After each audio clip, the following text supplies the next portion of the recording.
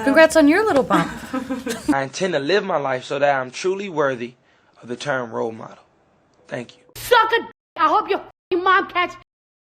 I don't think that you should tolerate these No, things. right. In any shape or form. Right. Which is why the dope thing about me. When things are so tough, it's hard to make decisions from that place. That's my question. Isn't it something that you would remember? Isn't it something? That's the question I have to answer. I'm truly sorry that Pistol and Boo were not declared.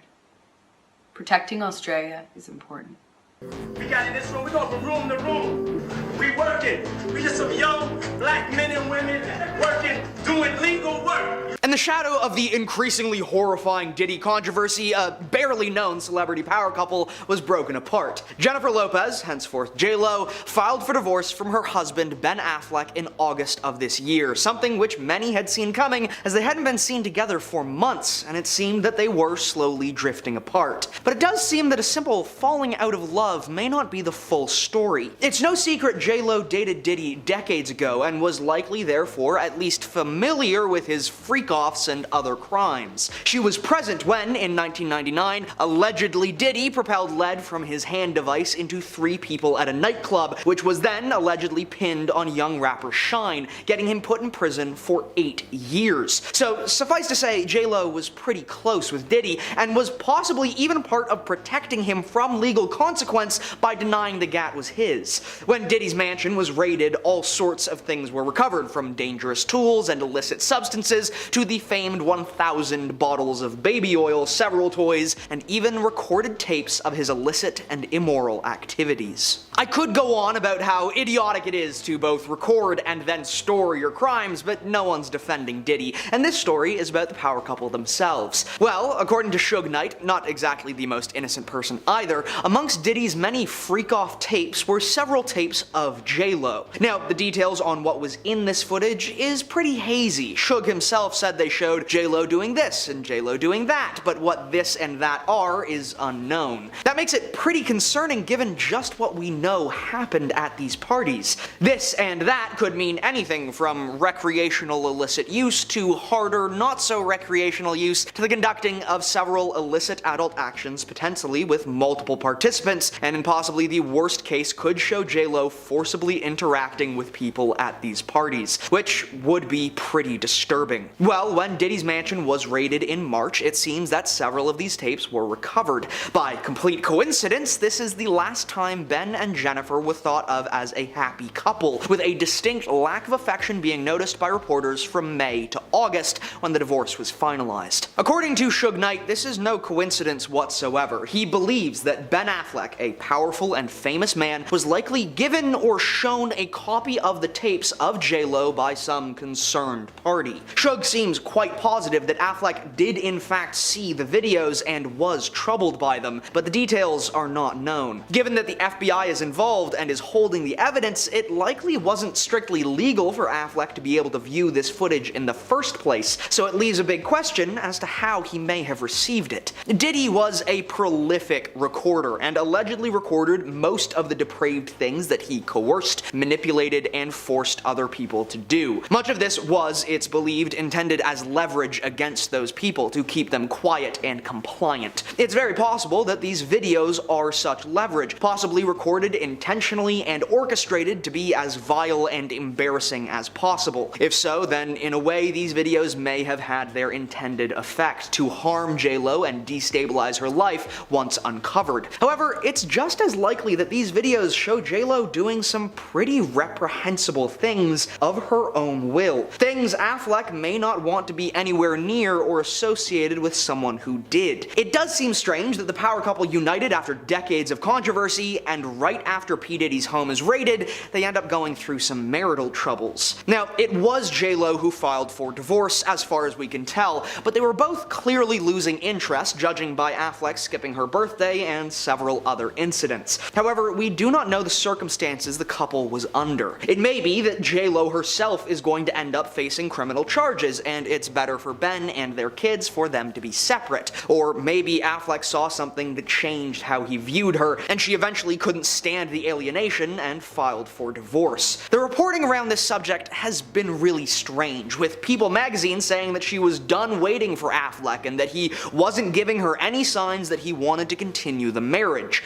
Allegedly, they'd been separated since late April. Now, that would seem to put the brakes on the idea that it was the footage that broke them up, but it may still be the case that they separated for one reason and stayed separate for another. The latest drama really starts here though. Ever since people found out about potential illicit video of J-Lo at the peak of her fame and popularity, there's been a clamoring to see it. Of course, with the evidence being held by the FBI, it seems impossible for there to be a leak, as this evidence is likely critical for the full scope of the trial. And yet, there has allegedly been a leak of some truly foul footage involving J-Lo and highly illegal CSA behavior. It's also been alleged that Ben Affleck was well aware of what was going on at the freak-offs and of J-Lo's involvement, which could put a whole new spin on things. So why are some sources stating that Ben Affleck is the source of the leak? It does fit nicely. Innocent husband finds out something horrible about his wife, divorces her, and then in revenge leaks the footage of this horrible thing. Except he didn't divorce her, she divorced him, and there's no reason to believe Affleck was the one behind the leak. If it's true that he knows more than he's let on, it's likely that both Ben and Jen are scrabbling to protect their reputations right now, and that an unrelated marriage dispute could be a good way for at least Affleck to stay out of the situation. But where did the leak come from? Well, several sources are claiming the leak was actually from rapper 50 Cent. It's no secret that 50 hates Diddy with a passion and has even been compiling a catalog of footage and recordings of the worst things Diddy has done, all with the plans of releasing a feature-length documentary sometime in the future. Allegedly, 50 leaked several videos of J-Lo doing some pretty disgusting things well after she and Diddy were apparently broken up. Now, we all know the sort of evil Diddy is, manipulative and coercive, and J-Lo herself has said several times that she was obsessed with him and very unstable at the time. Well, 50 takes this a step farther, alleging that even after their breakup, J-Lo was still obsessed and more than willing to do whatever Diddy wanted. Hence, these horrifying tapes. Some are still questioning whether J-Lo was a willing or coerced participant, and that's a valuable conversation to have, but just because one person is misused doesn't give them the right to misuse others without consequence. Most of this is speculation, as very few details have come to light. We do not have the benefit of hindsight, and we have no idea where the next twist in this story will come from. We have to slowly live through it until the trial is done and details are made public. The questions abound, however. Did the raid on Diddy's mansion lead to illicit footage of J-Lo doing incriminating acts? Well, almost certainly. But was Ben Affleck then shown those tapes? And did that then lead to a souring of their marriage? Or was Ben well aware of the depravity and it was a mutual decision to keep his name out of the limelight? Did Ben Affleck, in a vengeful rage, release the footage to the public? Or was it someone else, like 50 Cent or any other number of Diddy haters? We will be following this story very closely as it continues to evolve and develop, and I have to say I'm just dying to know the truth. I just need to know if I can listen to On the Floor guilt-free or if it has to go in the Michael Jackson, Elvis Presley, R. Kelly pile of songs. It's said that Jennifer Lopez and Ben Affleck are getting a divorce due to crazy demands and rules Jen has set up for Ben. She's put him on a strict diet, doesn't let him speak to women, and she wants to force him to have a baby. Now everyone is appalled at how controlling she is and is happy that Ben is finally getting out. You see, back in May, Ben moved out of their Beverly Hills home and has been staying in a house in Brentwood. He's also been seen occasionally without his wedding ring on. Now on the other side, J-Lo ended up canceling her world tour to spend time with her family and friends, aka to work on her marriage with Ben. But the pair have not been spotted together too much though. They didn't spend Mother's Day together, and Ben did not attend the Met Gala that Jennifer was a co-chair at. Now when they were spotted together at Ben's son's basketball game, things were awkward between the two. They were caught by Paps embracing and trying to share a kiss, but it was just so awkward and weird. Now J-Lo has also been posting some content on her social media that has raised some eyebrows about betrayal and moving on. Not to mention that the couple have put their $60 million mansion up for sale, which isn't a good sign at all. So what will happen to Bennifer? It seems like no one really knows. Now we have Justin Timberlake being arrested. Back in June, Justin Timberlake got arrested for driving under the influence. Sources connected to law enforcement told TMZ that Justin was at the American Hotel partying, and almost immediately after he left and began driving, he blew a stop sign. Now cops saw that and began to follow him, and it's then been said that Justin began swerving and the cops pulled him over. TMZ sources say cops performed a field sobriety test and asked Justin to do a breathalyzer test, but he refused. As for the traffic stop, law enforcement sources said cops observed Justin glassy-eyed, and they say they smelled alcohol on his breath. They said that he failed the field sobriety test when asked to do a one-leg stand and walk and turn. Now it's also been said that several of Justin's friends came on the scene and tried to convince the cops to cut him a break, but they refused. Now in the end, Justin was handcuffed and arrested, and the whole incident was recorded on a police officer's body cam. He was then charged with 1 count of DWI and cited for running a stop sign and failure to keep in his lane. Now we have Brad Pitt's behavior. A lot of eyes have been on Brad Pitt, as it's been revealed that he wasn't the loving family man everyone thought he was when he was married to Angelina Jolie. An FBI report said that Angelina and Brad were traveling with their children in September 2016 on a 2-week trip that ended in Los Angeles International Airport. Now Brad appeared to take issue with Jolie's parenting during the flight, and they retreated to the back of the plane to continue an argument. According to the report, Angelina said he attacked her before punching the ceiling of the plane repeatedly. Now one child saw the altercation and asked Angelina if she was alright. According to the report, "No, mommy's not okay," Brad allegedly yelled back. "She's ruining this family, she's crazy."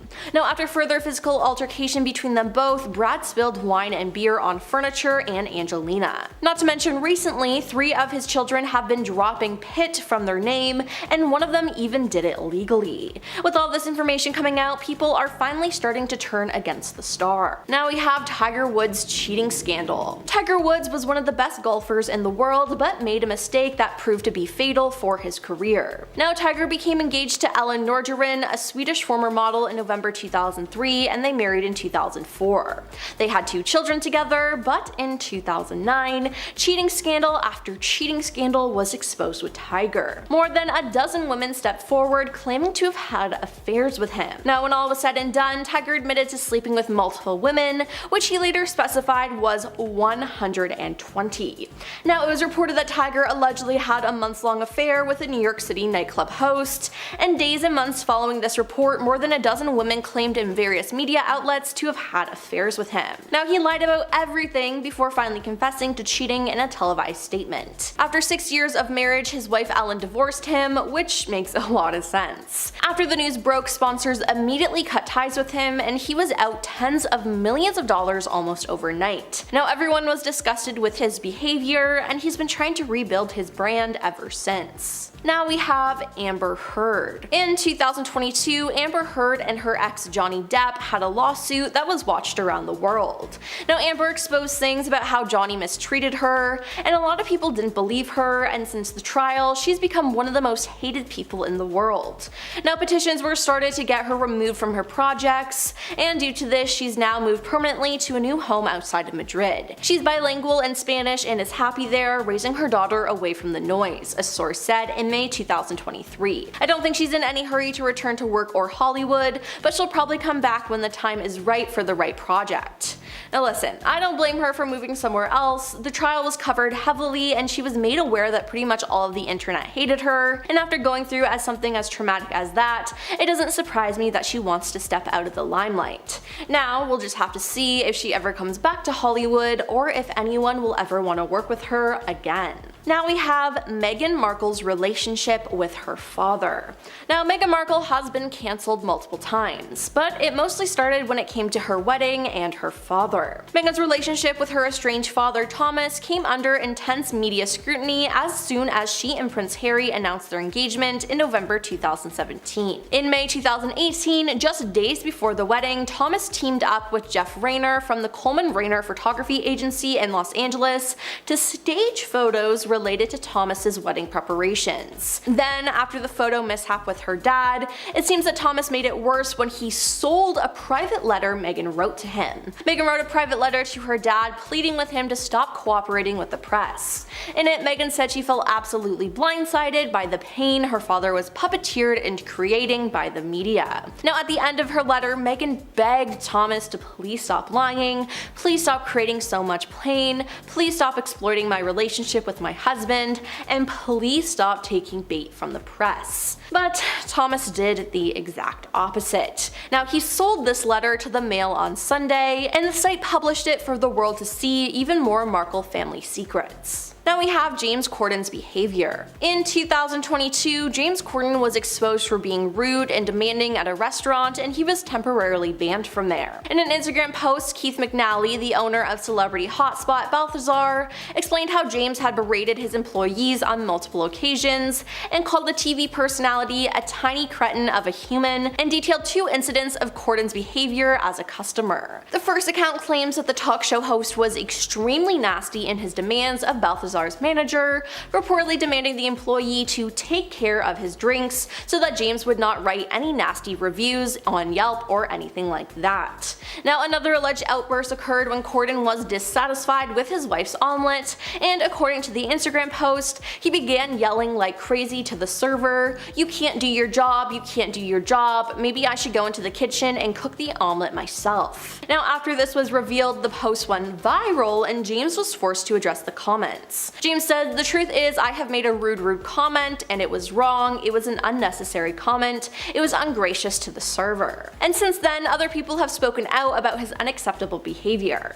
And, to be honest, this doesn't surprise me, as I've always had a kind of weird feeling about him. Now, hopefully now he realizes that manners and how you treat other people are important. And now the owner later rescinded his ban on James, explaining on Instagram that the late night star had called and apologized profusely to him and his staff. And finally, we have the college scandal. Lori Loughlin was convicted of conspiracy to commit fraud in 2020 and served 2 months in jail for her part in the 2019 admissions scandal. Now, in the scandal, wealthy parents paid bribes to get their children accepted into prestigious universities. Lori and her husband paid $500,000 to get their 2 daughters into the University of Southern California as members of the college rowing team, despite neither of the girls ever rowing before. Now, they even staged photos for this. Lori ended up being caught in the lies and pleading guilty to conspiracy to commit wire and mail fraud, and was sentenced to 2 months in prison, receive a $150,000 fine, 2 years probation, and 250 hours of community service. Now, when she was first accused, she was fired from the Full House reboot, Fuller House, as well as from One Calls the Heart. Now, Felicity Huffman was also involved in the college admissions scandal along with her husband William H. Macy.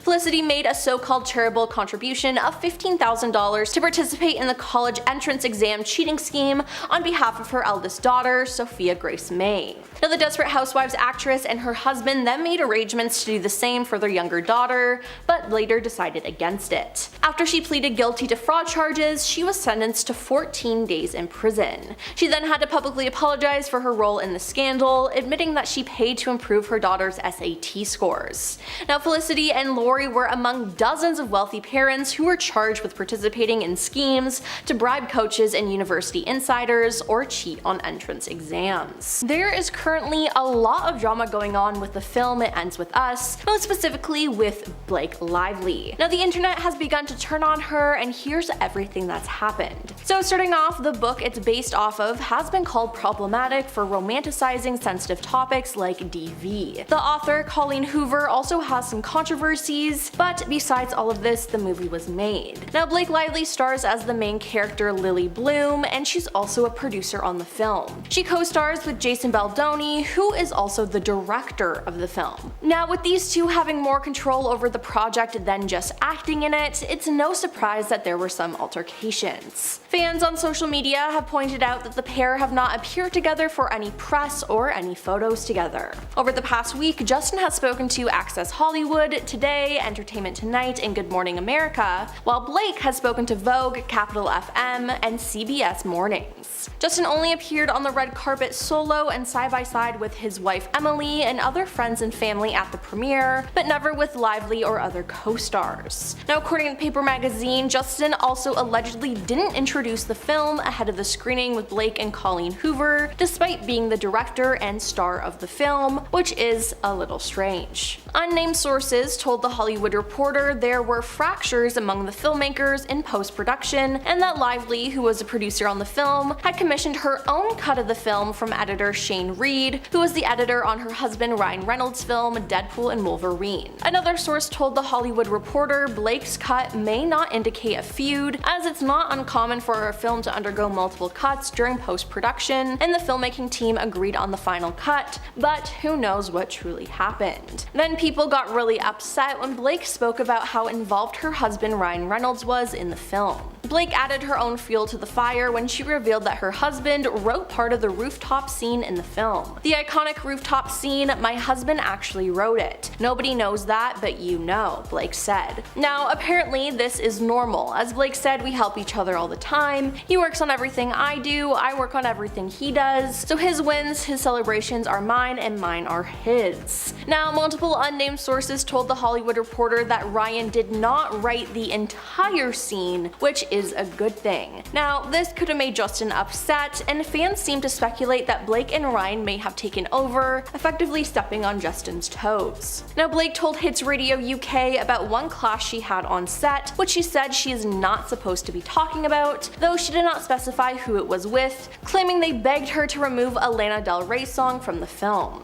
Now, Justin told Elle on Monday that there's always friction that happens when you make a movie like this, but said that friction is what creates the beautiful art. Blake has been called out though about how she's treated the promotion of this film. She's been promoting the film as a rom-com when it covers serious topics. It's a drama and not a rom-com. At the premiere, her husband Ryan attended, but so did his Deadpool 3 co-star Hugh Jackman. A lot of people claimed that it felt like Blake and Ryan were trying to recreate the magic of the Barbie and Oppenheimer movie premieres last summer. But due to the nature of It Ends With Us, it's just not the right thing to do at all. It seemed like all Blake cared about was reaching high numbers at the box office and looking good, not trying to tell the story of a DV victim and bring awareness to the issues in the film. Blake has also been blasted as tone deaf and shallow after she hosted an interview with her It Ends With Us co-stars and failed to discuss the serious message behind the movie. Blake sat down with fellow cast members Jenny Slate and Isabella Ferrer, as well as author Colleen last week to discuss the new flick, and many people were left unimpressed by the lighthearted nature of their conversation. The four women giggled together as they discussed everything from their dream jobs to zodiac signs, but there was no mention of DV during their chat, and social medias were quick to slam them, particularly Blake, who hosted the interview, for partaking in the breezy questionnaire given the serious nature of the film and for failing to speak about the topic. Immediately, outraged viewers flocked to the comment section to criticize them. "I'm very confused, you missed the entire purpose of the movie, I'm sad and disappointed," one person wrote. "Can you please promote it appropriately?" another asked. Now, someone else added, "Blake is only here for the fashion and that's all. She ain't interested in the message this movie brings. Shallow." However, several hours later, Blake took to Instagram to share information about DV, as well as some resources for her followers. She directed her followers to a series of links, which included a phone number for victims of DV, as well as statistics and other information. But that interview wasn't the only time she acted weird during an interview for the film. In a recent Jake's Takes interview hosted by Jake Hamilton, Blake, who appears alongside her co-star Brandon, is asked about how people affected by the movie might approach her in public to discuss some of its themes. "If someone understands the themes of this movie, comes across you in public, and they want to really talk to you, what's the best way for them to be able to talk to you about this?" Now, Blake then decided to answer this in what she thought was a funny way, I guess. Blake proceeded to make a joke as she sarcastically questioned, like asking for my address or my phone number or like location share, and she continued to joke but eventually answered more seriously. But that really wasn't the right tone at all. Now, several internet users have been left appalled at Blake's initial dismissive response to Jake's question.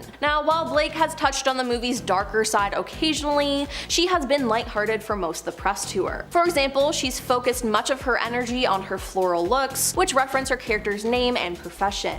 She even says in the film's official TikTok account's promotional clip, "Grab your friends, wear your florals," as she encourages people to watch the movie. Which, is that really an appropriate thing to say?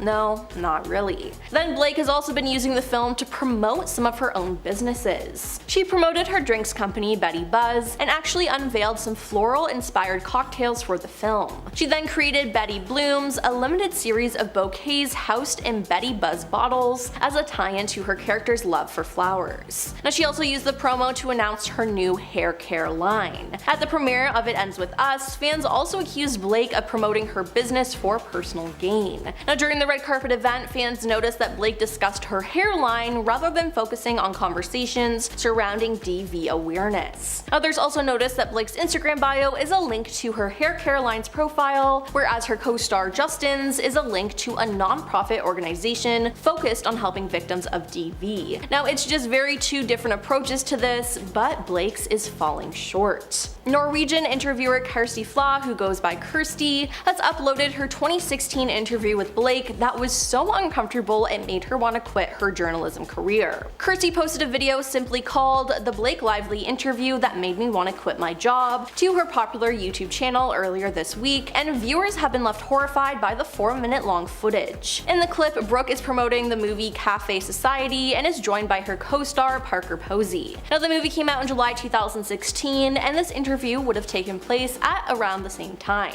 That year, Blake had announced her pregnancy at the Met Gala that May, but she appeared to take offense when Kirsty starts the interview by congratulating her on her little bump. "Congrats on your little bump," Blake mockingly retorts to Kirsty, who visibly isn't pregnant. Now, appearing to purposely exclude Kirsty from the conversation, Blake and Parker seem to almost ignore her. It was extremely rude and horrible, and people in the comments called them out. Yeah, this doesn't look good for her at all, and with all this stuff coming out, it's making Blake lose fans. Justin Timberlake tour cancelled amid Britney Spears' memoir Backlash. Now, at one point, Justin Timberlake would have been considered to be one of the greatest pop music artists of all time. This man has appeared in movies, TV shows, and of course he's sold out arenas around the world, both with NSYNC and by himself. But thanks to Britney's memoir The Woman in Me, it's been revealed that Justin got Britney pregnant when they were together and convinced her to not have the baby to save their careers. Not long after, they split up for good. The decision is something that Britney says she regretted for a long time, but in the memoir she writes so many things about Justin, exposing every little secret that he once held close. The world now knows that Britney almost had a baby with him, but that he encouraged her not to have it, something she went through with but regrets to this day. I have not personally read her book yet, but it's on my wish list, so we shall see how terrible this dude really is once I actually get a crack inside that thing. One thing that was revealed, and that is now public knowledge, is just how much shame Britney felt when Justin released the song Cry Me a River, directly throwing shade and blame at Britney Spears. Too bad for Britney, it's a catchy song. So many people around the world listen to Cry Me a River, a song where Justin claimed Britney had cheated on him, while in her book she revealed the opposite happened and he actually cheated on her. The entire thing is just solved when you choose a side, and I personally don't care either way, so I'll let you guys be the judge of that one. But since the news broke and his name has been dragged through all of the mud, he's actually been forced to turn off his social media notifications thanks to the flurry of negativity that he's receiving. To be fair to the world, he does not come out looking like a great guy in this book. On top of the whole baby situation, Britney revealed that Justin was not the best boy in town. Over the years, this guy has been spotted being a menace in public, and we've forgiven him time and time again when we really shouldn't. If there is one man on this planet who's put his foot in his own mouth time and time again, it's Justin Timberlake. Now, before the year 2010, this man had appeared on so many stages and so many different forums that there is at least one little Justin slip-up recorded at all of them. For instance, when Justin was introducing Madonna at the Rock and Roll Hall of Fame ceremony, he made a comment that the world was full of people trying to imitate Madonna and that he might have been dating one at one point. This was in direct reference to Britney Spears, and it made him look like a jerk. He also likes to interrupt people in interviews and bombard them with criticism, but we will talk about that in a little bit. This man has been making his name known around the world for a very long time, not just during his time with NSYNC, but afterwards as well. There are a lot of on-stage incidences with Justin and other celebrities, and off-stage as well. This man was in the middle of a podcast in the early 2000s when he literally told the host that he did in fact F Britney Spears, only he didn't say F. And doing research for this video, I found like 20 examples of this dude dude making a fool of himself in public. He's pretended to be Prince at the Golden Globes by crouching down to his size, like 5'2", and doing a terrible impression of him. He has a penchant for imitation, as he also did this to Rihanna's mom as he accepted his American Music Award for Best Male Soul and R&B Singer. He doesn't research the names of things before he uses them, like when he released a song called Take Back the Night, which is also the name of an anti-mistreatment organization, and he literally paid someone to pretend to be Britney and crash a car on camera for his music video to What Goes Around Comes Around. This dude is a menace. On top of turning off his Instagram notifications, he's actually been forced to postpone his tour. He was slated to appear at various clubs across the US early next year, but due to the slew of hate that he is receiving, there is no chance of that happening anytime soon. The tour was supposed to be a promotional one. Justin is working on a new album, and this was going to be its big momentous reveal. Despite the cancellation, Justin's former bandmates, including Lance Bass, have publicly expressed their support for Justin. Justin's friend and former NSYNC bandmate Lance Bass has made his opinions known, and it's shocking. He posted online to say that everyone's entitled to their own opinion. It just feels like the world is so full of hate at the moment that we need to practice a little self-forgiveness. Britney did, so let's take a note from her. I know it's very juicy that Lance Bass wants people to be civil and friendly. I don't know, that's a lot to ask of people. The world's a crazy place right now. He continued to say that everyone deserves to have their story shared. She did, and he hopes that fans can again find some forgiveness. Lance and Justin recently reconnected along with their fellow NSYNC crew to record a song together for the first time in 20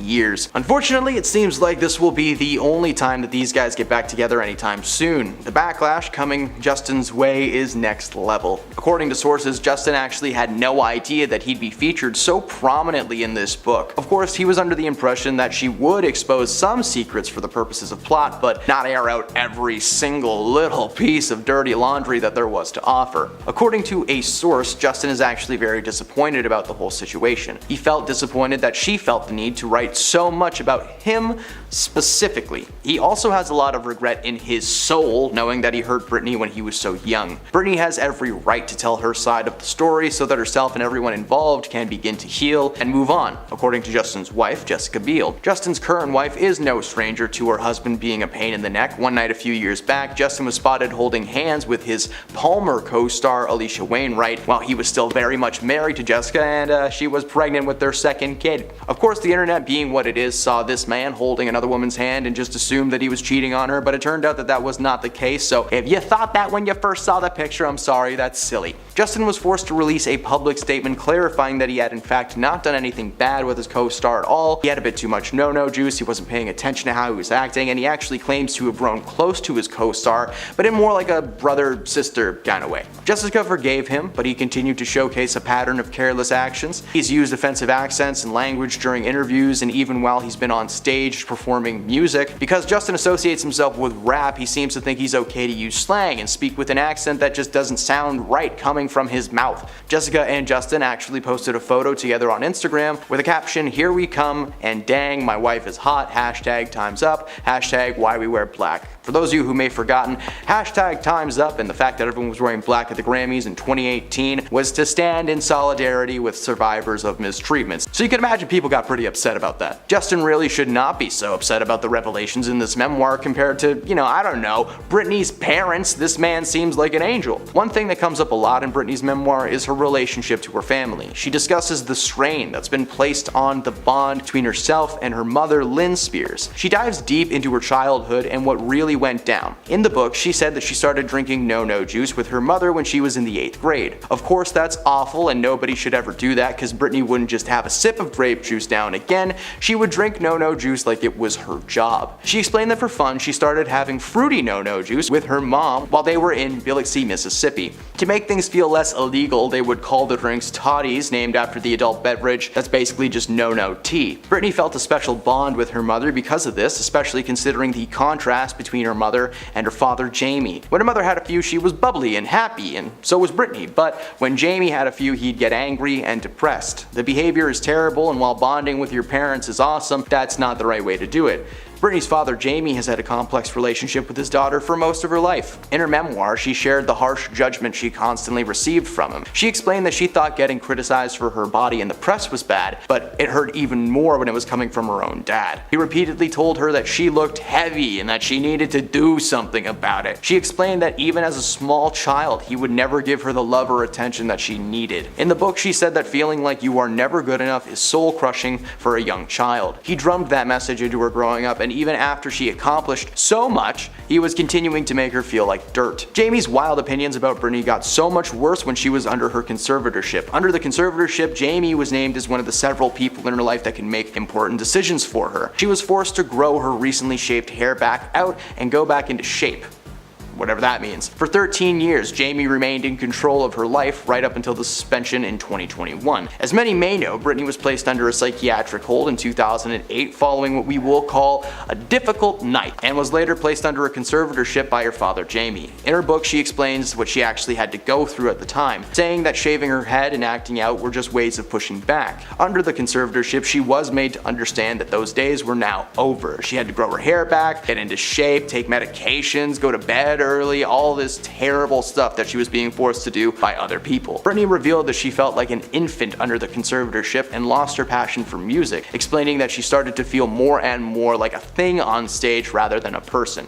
In her book, she said that she had always felt music in her bones, but her family had stolen that from her. She reminded readers of the contrast between male and female artists, telling them to think of all the male artists who gamble their money away, who have substance control issues, mental health problems, anything like that, but many have never had their control of their bodies or money taken away. Before the book was released, people were just under the impression this conservatorship was some kind of a financial thing, but as her book revealed, it's a lot darker than that. First off, we have Jonah Hill. After the actor's ex-girlfriend Sarah Brady accused Jonah of being emotionally toxic and a misogynist narcissist, it prompted Zoey 101 star Alexa Nicholas to come forward with her own allegations against Jonah, according to The Independent. After reading Sarah Brady's admirable post about Jonah Hill, I just gotta say, when I was 16, I got invited to a house party at Justin Long's house, she posted on X, and Jonah, without my consent, shoved his tongue down my throat. I was appalled, I pushed him off of me, and then I ran inside. Starting on July 7th, Sarah Brady, a surf instructor and model, shared multiple screenshots of toxic texts sent from her ex, Jonah Hill. This is a warning to all girls, she says. If your partner is talking to you like this, make an exit plan. Call me if you need an ear. Brady captioned one post. She also shared text messages that allegedly showed Jonah requesting that she remove surfing photos from her Instagram account that showed her, quote, butt in a thong. In one post dated December 2nd, 2021, Jonah is alleged to have written to Brady, if you need surfing with men, boundaryless inappropriate friendships with men, to model, to post pictures of yourself in a bathing suit, to post inappropriate pictures, friendships with women who are in unstable places and from your wild recent past, beyond just getting a lunch or coffee or something respectful, I am not the right partner for you, he said. Next up, we have Lizzo. 3 of Lizzo's former dancers have accused the singer of harassment and creating a hostile work environment. They also alleged that she pressured one of them to touch a nude performer at an Amsterdam club and subjected the group to an excruciating audition after leveling false accusations that they were drinking on the job. The dancers accused Lizzo, a performer known for embracing body positivity and celebrating her physique, of calling attention to one dancer's weight gain and later berating, then firing that dancer after she recorded a meeting because of a health condition. The lawsuit, filed in Los Angeles Superior Court and provided to NBC News, also accuses the captain of Lizzo's dance team of deriding those who had premarital intercourse while sharing lewd fantasies and publicly discussing the virginity of one of the plaintiffs. The lawsuit does not say if Lizzo knew about the allegations linked to the dance captain, but the plaintiffs believe the singer was aware of their complaints about her, according to their lawyer. Next, we have Ariana Grande. Just because we learned that Ariana is dating her Wicked co-star Ethan Slater a mere 3 days after news broke that Grande was splitting from husband Dalton Gomez doesn't mean the timeline was equally as rushed. right? Well, according to sources, it appears Grande was still working on her relationship with Dalton when she flew to the UK to film the musical movie Wicked in December 2022, though a source told Us Weekly that the couple were having issues and the distance did not help. Meanwhile, Grande's alleged new boyfriend, who is known for playing SpongeBob on Broadway and will be playing the Munchkin Bach in Wicked, was also in a committed relationship when the filming began. In fact, Ethan Slater had been married to high school sweetheart Lily J since 2018 and welcomed his first child with her sometime in 2022. Rumors that Ariana and Ethan had been cheating on their partners began circling, and fans are not having it. One Reddit user wrote, quote, "She is a 30-year-old grown woman. Zero excuses for being a homewrecker.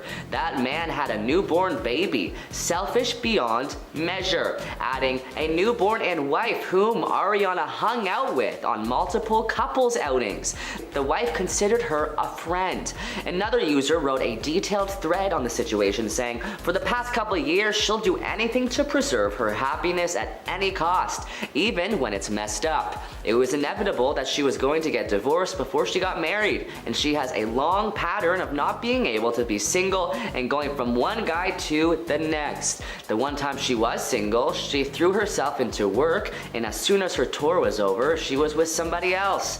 The Ethan Slater thing is messed up and inexcusable because of the fact that he has a child. I genuinely believe that the biggest root of all of it, not even her unresolved trauma, is the fact that all the people in her life, whether it's her team of 10 plus years, her stage mom and her half brother, or even her childhood friends who rely on her and are thus always supportive yes men." Next up, we have Nikki Tutorials, who exposed Ellen DeGeneres. YouTuber Nikki Tutorials has spoken out again about how she was treated on The Ellen Show. According to Pop Crave, she was greeted by an angry, overworked intern and then not given the same VIP treatment as the other guests. She said she wasn't allowed to use the bathroom closest to her because it was, quote, reserved for the Jonas Brothers. She appeared on the show just months after she came out as transgender in an emotional YouTube video. In a subsequent interview with a Dutch talk show, she suggested that Ellen was, quote, cold and distant when the cameras were turned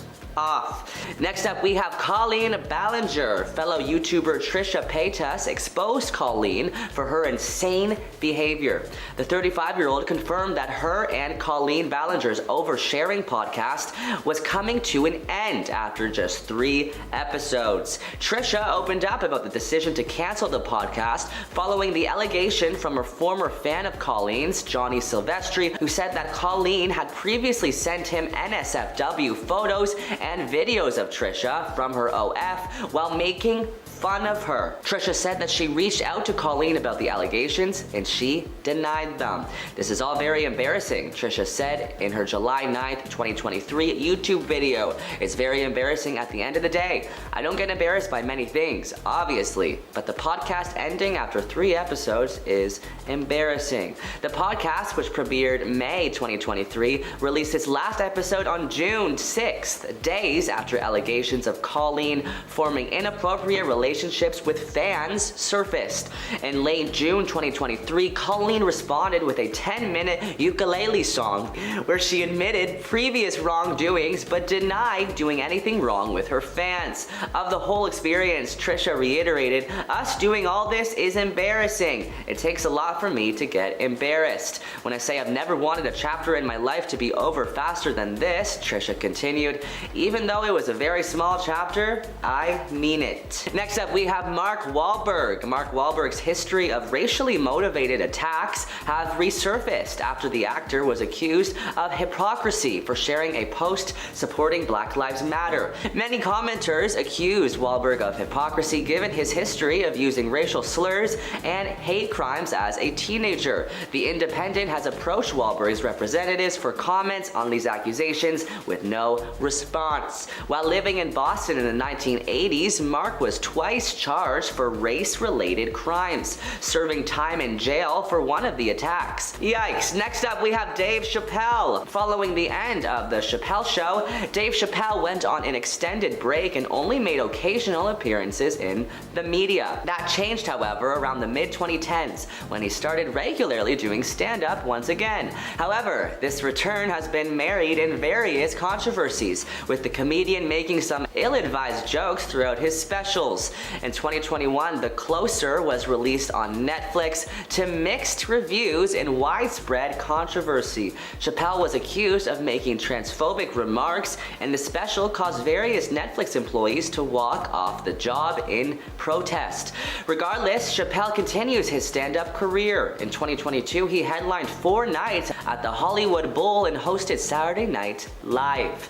Next up, let's discuss Roseanne Barr. Barr made headlines when it was revealed that her long-running and beloved sitcom Roseanne was returning to the airwaves. However, that highly anticipated return did not last long. Just 2 months after the season debuted in 2018 to enormous success, Barr tweeted a racist insult aimed at government official Valerie Jarrett. The Roseanne revival was swiftly axed by ABC, and Roseanne Barr largely disappeared from the public spotlight. She was notably excluded from The Conners, a follow-up to the sitcom. However, the actress now seems to be trying to revive her career, as in 2023 she delivered a brand new comedy special on Fox. Next up, we have Armie Hammer. Armie Hammer was on the come-up throughout the 2010s, starring in the likes of The Man from U.N.C.L.E. and Call Me By Your Name. The latter earned him widespread attention and praise, and he was even nominated for a Golden Globe for his work in it. But in January 2021, various allegations were made against him, claiming that he had disturbing fantasies with his female partners. He left many of his pending projects behind, while others completely cut ties with him and basically fled the entertainment industry. His final film to date, Death on the Nile, was released in 2022. Hammer is now thought to be residing in the Cayman Islands and reportedly works in the timeshare selling business. Number 10, Gina Carano. Gina was slowly building a name for herself in the early 2010s as a woman to be feared on screen, portraying characters like Riley Hicks in the Fast and Furious franchise, and her most recent role as Cara Dune in The Mandalorian, a series that has decided to move on without Ms. Carano on set, for the simple fact that she is just very misguided on her views towards everything in existence. In 2021, Carano made a series of politically charged social media posts, the most damning of which came when she compared modern American political polarization to camps in Germany in 1945. Those are very different things. She has also mocked the usage of face coverings during 2020 and was one of the many celebrities who were claiming voter fraud following Donald Trump's loss during election time. To throw the cherry on top of the trash sundae she was making, Gina also made her opinions on pronouns known, claiming that hers were beep boop beep boop. Yeah, well hey, beep this out. You, Gina! All of this combined eventually culminated in the hashtag FireGinaCarano on Twitter, which began trending fast, forcing Disney as well as her management company to cut their ties with Gina. Needless to say, The Mandalorian is doing just fine without her, and the rest of Hollywood is glad that she dug herself into a deep, dark, cringy grave. Number 9, Shia LaBeouf. Shia has been a controversial celebrity over the years for sure, becoming famous as one of the hardest people to work with in Hollywood history. Like many bad apples in LA, Shia got his start on the Disney Channel. At the turn of the century, Disney released a little show called The Even Stevens. The series followed the titular Stevens family with a focus on the kids Ren and Louis, played by Christy Romano and Shia LaBeouf. The show is considered to be one of Disney's best, spanning 3 seasons and spawning an Even Stevens movie that is still one of the greatest pieces of cinema ever released. These days, Shia has adopted more of a mountain man look. He always looks like he's got a big bushy beard whenever he can, and he has gone from bright and youthful to just tired and annoyed. I feel that, man. Following the show's end, Shia kept his acting career going strong, appearing in much-loved classics like Holes as main character Stanley Yelnats, but it wasn't until his casting in the live-action Transformers series that he began to descend into madness. Since 2007, Shia's behavior as both an actor and a person has been getting worse and worse. His fellow actors have reported that Shia takes method acting way too far and smells terrible on set, not to mention the several public art displays that he gifted defeated the world in the mid-2000s. Oh, and who could forget his passionate, motivational video where he told us that nothing was impossible and we could just do it. While he may still be working today, he's usually the one that's like backing the projects he's in. In the eyes of Hollywood and, well, from most of us, Shia canceled himself the minute he stood in front of a green screen and yelled at the top of his lungs, "Do it! Nothing is impossible!" Number 8, DaBaby. The rapper formerly known as Baby Jesus, and I will always remind you of that because that is a weird fact. DaBaby has always had a bad boy streak in the music industry. He's known for dropping some choice expletives on stage all the time, and even makes fun of his fans right to their faces. This unfortunately culminated in him deciding that it was appropriate to joke about a certain disease that's unnecessarily linked to the gay community. On stage, he told his fans to put up their cell phones if they didn't have any STIs. Honestly, he said a lot of weird stuff before saying the words "put your phones in the air" like he was playing some kind of a massive game of Guess Who. It's like, alright, if you have brown hair, put your hair. No, it's just weird. Just don't do that to people. Of course, he was torn to shreds by the LGBTQ+ community, including icons Elton John, Madonna, and one of his collaborators, Dua Lipa. Not only did he cancel himself, but he was actually set to release a clothing line with fashion brand Boohoo Man, but they backed out following the public outcry. To top it all off, two of his biggest performances set to take place at Lollapalooza and a concert in Atlanta were cancelled amid the flurry of complaint calls and emails that the venue had been receiving. DaBaby actually called himself cancelled on Twitter, joking about the whole situation while just one single tear rolled down his face. Number 7, James Franco. James has placed himself in a little bubble of public exile for using his powers for evil. The man behind some iconic characters like his portrayal as the real-life filmmaker Tommy Wiseau, or his role as Harry Osborn in the original Spider-Man trilogy, or just so many more. He seemed to be on the way to a long, successful career following multiple collaborations with longtime friend Seth Rogen, as well as his turn in more serious roles like True Story as a man on death row telling his tale of woe to a writer played by Jonah Hill. Apparently though, James has a problem keeping his hands to himself, especially when it comes to his acting students. In 2018, 5 female students at his Studio 4 acting school in North Hollywood told the Los Angeles Times that Franco had parlayed his position to exploit them physically. 2 of those women sued, and Franco was forced to settle outside of court and fork over $2.23 million. At that time, he was writing, acting, and directing a show for HBO called The Deuce, which, you know, he was allowed to stay on and finish because hey, it was being cancelled anyway. Not only did fans call for the cancellation of the series, but the public outcry forced Seth Rogen to drop his longtime pal, telling the Times of London that the scandal had changed their relationship and he had no plans to collaborate with James anytime in the near future. So there's a simple lesson to this one, folks. If you don't want to cancel yourself, keep your hands to yourselves. Number 6, Chrissy Teigen. Chrissy canceled herself by being the meaniest, bobiniest woman on the internet. In May of 2020, an individual by the name of Courtney Stodden, a pageant model and media personality, claimed that fellow model and media star Chrissy Teigen had publicly bullied them online for years. Chrissy was accused of regularly tweeting that she wished Courtney would just take a permanent dirt nap, or straight up just end herself. Find a bridge and just Apparently Chrissy harbored some kind of jealousy towards Courtney's success and decided to take it online instead of, just not publicizing her personal problems. Chrissy quickly apologized for the tweets and DMs, which were sent as recently as 2019. In one of her last posts, she tweeted, "I'm sad and mortified at who I used to be. I was an insecure, attention-seeking troll, and I'm ashamed and completely embarrassed at my behavior. But that is nothing compared to how I made Courtney feel." Chrissy then decided to delete her social medias, because that makes you look good, following a slew of backlash of her actions, eventually leading to her being fired or leaving any job that she had both on and off the screen. Next time, Chrissy, just keep your jealousy balled up deep inside of you like the rest of us, eh? Maybe you'd still have a career. Just maybe. Just a little bit. Number 5. Ellen DeGeneres. Ellen had one of the most successful daytime talk shows of all time until 2020. Her show became overwhelmed with accusations of toxic work environment from former employees. They were claiming that Ellen's happy exterior was nothing more than a facade put in place to keep the audience on her team. A small bit of proof came when she accused 50 Shades of Grey actress Dakota Johnson of not inviting her to a birthday party a few months prior. Dakota reminded her that she had in fact sent an invitation and received a notice from her producer that said that she didn't want to attend. Fans began questioning the awkward moment, and the cracks in her appearance grew bigger and bigger. Eventually, an article was released containing testimonies from several former employees, with too many stories to have been a false narrative. Ellen canceled herself by denying denying every single thing that she was being accused of instead of just acknowledging her faults and missteps as a boss. Instead, Ellen's fans took to Twitter demanding that she respond to the articles and the claims that she was herself a short-tempered tyrant. Well, she didn't respond as you may think with like a public apology, no. Instead, she was forced to cancel both herself and her show amid the controversy and has been on a hiatus ever since. Oh well, more time for Kelly Clarkson. Number 4, J.K. Rowling. Alright, all you Harry Potter fans, cover your ears cause this one sucks. J.K. Rowling is known for being the author of the much-loved Harry Potter book series that was eventually adapted into 7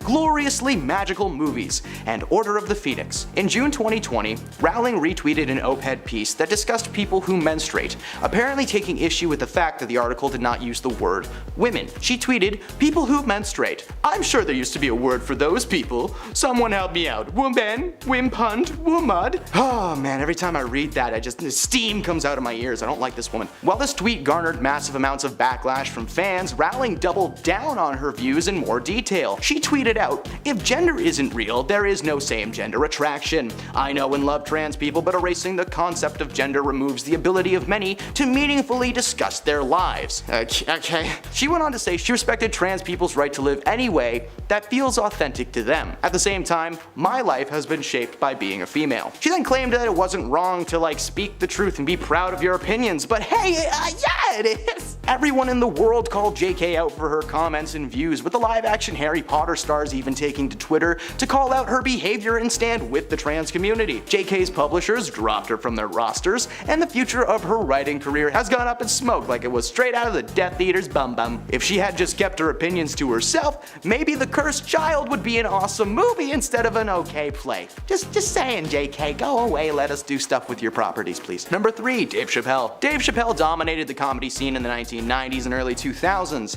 His stand-up was considered to be the most gut-busting and entertaining around, and his role in films like The Nutty Professor, Robin Hood Men in Tights, and the cult classic Half-Baked made him a massive star. He took a bit of a break from starring in films to focus on his family life and his true passion, stand-up comedy. Despite being on stage for over 12 years though, Dave never really learned to follow suit with the times. There were just, certain topics that have become rude to joke about, and many jokes considered to be funny in the 80s and 90s just haven't aged well. Oh, who'da thunk it? Well, unfortunately, that seems to be all the material that Dave has. In one of his most recent Netflix specials, Dave decided that it was his time and his stage and he could do whatever he wants. So apparently what he wanted to do was make fun of the LGBTQ+ community, spewing trash jokes not worth quoting or repeating or looking up. So if you're curious how bad it was, let me just sum it up by saying they were rough enough to have Dave's fans turn on him immediately. Netflix co-CEO Ted Sarandos actually defended the comedian, claiming that he had artistic freedom even after a group of Netflix employees and transgender advocates staged a virtual walkout. He later apologized and said that he handled the situation poorly. Oh, poor Ted accidentally supporting a bigot. Number 2, Will Smith. Whoa,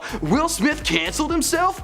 How? Yeah, I'm just kidding. We all know this one by now. In 2022, Chris Rock was hosting the 94th annual Oscar ceremony when he decided to make a little joke about Jada Pinkett Smith and her hair loss. Rock expressed his excitement to see Jada in a fictional G.I. Jane movie. Immediately following the joke, which landed for everybody else in the audience, Rock stood in confusion as Will Smith made his way to the stage. Will adjusted his jacket, he took a firm, strong stance, and then he just clocked Chris right in the face. He winded up his hand first to conjure the ultimate amount of force. It was kind of impressive. Initially being seen as a planned joke between the two, Will then began shouting several times at Rock to keep his wife's name out of his frickin' mouth. Chris handled the situation well. He kept his cool, he laughed it off for the cameras, and he brought out the next award presenter. He was a gem, he did it so well. He was professional and quick to get the night back on track. Unfortunately though, an hour later, Will Smith won the Oscar for Best Actor in a Leading Role. He played Richard Williams, the father of tennis superstars Venus and Serena Williams. During his speech, he gave a half-hearted apology for his actions before claiming the situation was due to his months of portraying the father on set, leaving him with an extreme paternal sense to protect his family. Unfortunately for Will, that slap was enough to get him banned from the Oscars. On top of that, he seemingly canceled himself, now being seen as an aggressive man with no impulse control. He was fired from upcoming projects, and he currently sits at home all day polishing his one and only Oscar next to a single candle in the darkest room of his mansion. And at number 1, Kanye West. Hey look, it's Canceled McGee! Man, I love Kanye West. Whenever it comes to the worst celebrities that have ruined their own careers, this guy is always gonna be number 1. Now, I've written a small poem inspired by Dr. Seuss just to remind the viewers at home exactly what Kanye did to get cancelled. So here we go. Ye was a rapper who lived in LA. He decided to ruin his rep though one day. He typed and he clicked to his little heart's content. He said racist stuff. He needed to vent. He posted to Twitter to share all his woes. The world said no thank you, it's time that he goes. He was cancelled and soiled his semi-good name. He chose anger and hate over fortune and fame. His clothes all got burned and his wife left his home. No more sponsors, no more Kim. Kanye was alone. What was worse still, keeping Ye in the dumps? His only friend got arrested. Poor Donald Trump.